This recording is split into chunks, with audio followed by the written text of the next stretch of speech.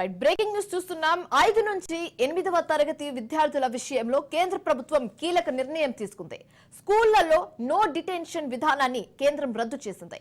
ఇకపై 5 నుంచి 8వ తరగతి విద్యార్థులు పరీక్షల్లో ఉత్తీర్ణత తప్పనిసరి చేసింది.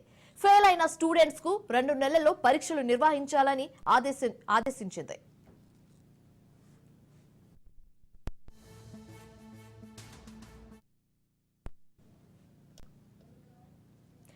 5 నుంచి 8వ తరగతి విద్యార్థుల విషయంలో కేంద్ర ప్రభుత్వం కీలక నిర్ణయం తీసుకుంది. స్కూళ్లలో నో డిటెన్షన్ విధానాన్ని కేంద్రం రద్దు చేసింది. ఇకపై 5 నుంచి 8వ తరగతి విద్యార్థులు పరీక్షల్లో ఉత్తీర్ణత తప్పనిసరి అని చెప్పింది. ఒకవేళ ఫెయిల్ అయిన స్టూడెంట్స్ కు 2 నెలల్లో పరీక్షలు నిర్వహించాలని ఆదేశాలు జారీ చేసింది.